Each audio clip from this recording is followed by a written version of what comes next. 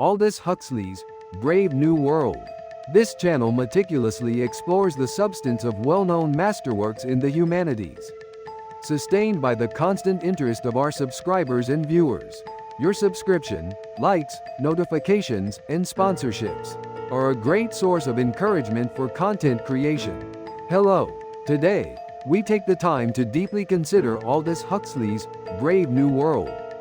First, a brief look at the author, Aldous Huxley, 1894–1963. He was an English novelist, philosopher, and social critic, famous for his representative dystopian work, Brave New World, 1932. Coming from an intellectual family, his grandfather, Thomas Huxley, championed Darwin's evolution theory. Aldous studied literature at Oxford before becoming a prolific novelist and essayist. Huxley was a profound critic of civilization, whose ideas influenced philosophy and popular culture, particularly through his critique of contemporary science, technology, and consumerist society. Synopsis of the world state. Following the Great War, the world state is established. All humans are conceived via artificial fertilization and mass-produced in factories. The state manages upbringing and education entirely, predestining lives based on intelligence determined before birth. Society is rigidly structured into 5 castes: Alpha, Beta, Gamma, Delta, and Epsilon. Alphas are the elite leaders, Betas are the administrators, and the lower castes. Deltas and Epsilons are produced with intentional intellectual disabilities to perform simple labor. Humans are merely cogs in the social machine. Every individual is conditioned through hypnopedic education, sleep teaching from the fetal stage to thoroughly accept their assigned caste. Recreation includes feelies, a form of entertainment, where touch is vividly experienced. Sexual relations are fundamentally free. Marriage is abolished, and concepts like mother and father are considered obscenely shameful. Citizens are pacified with a drug called soma, which induces the highest level of happiness and stability without side effects, eliminating all worry. Henry Ford, the pioneer of mass production, is revered as a divine figure, and the epic is measured AF after Ford. Starting with the Model T production date, religious maxims replace Lord with Ford, and the Christian cross is replaced by the truncated letter T for Model T. The allure and the terror of the dystopia. The Brave New World often appears deceptively attractive. Unlike the utter misery of 1984 or The Matrix, citizens here live in a state of controlled happiness. Conflict is absent because social status is determined by intelligence, and people are conditioned to accept their roles, with soma instantly resolving any discontent. Resources and recreation are strictly controlled and freely available, and sex is completely liberated, a key distinction from the rigid authoritarianism of 1984. However, this superficial appeal is precisely the source of the novel's terror. In this world, human choice and free will are extinguished through brainwashing and drug dependency. People live as happy, pacified subordinates, entirely unaware of the ethical vacuum created by the total lack of responsibility, dignity, and deep feeling.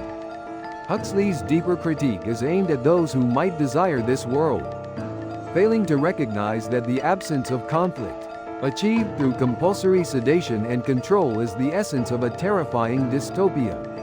The savage and the conflict. Discontented individuals are banished to isolated islands. The dissenter Bernard Marx travels to a savage reservation, an area preserving indigenous American culture, and encounters John, the savage, and his mother, Linda, who was impregnated and abandoned there by a world state director.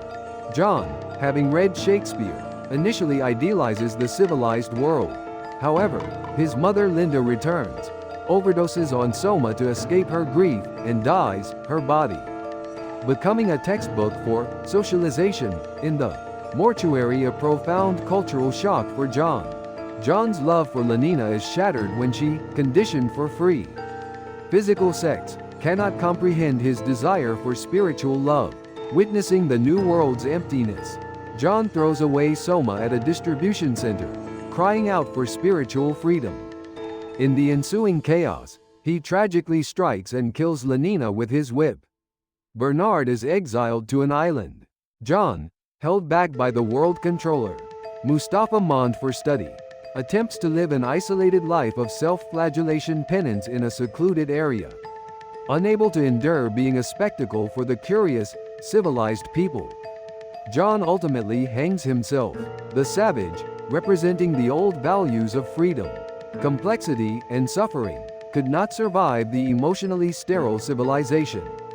Thematic analysis and Huxley's enduring critique.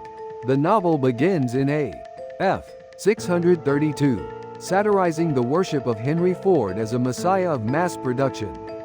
Embodying the New World's ideology, if you have Ford, everything will be fine. Huxley, a skeptic of scientific progress and its selfish misuse, ironically titled the novel after a line in Shakespeare's The Tempest.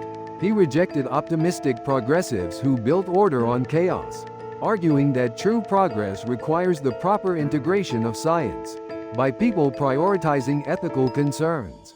In his later critique, Brave New World Revisited, 1958, Huxley re-examined his prophecies, calling for an escape from the dangerous forces that trade human food and fun for self-surrendered freedom.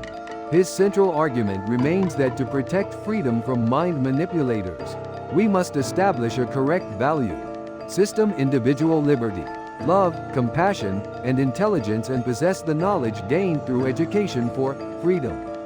Freedom is a noble value granted only to those with the will to preserve it. Your subscription, likes, notifications, and providing sponsorships will be a great source of encouragement for the administrator's content creation. Thank you for watching.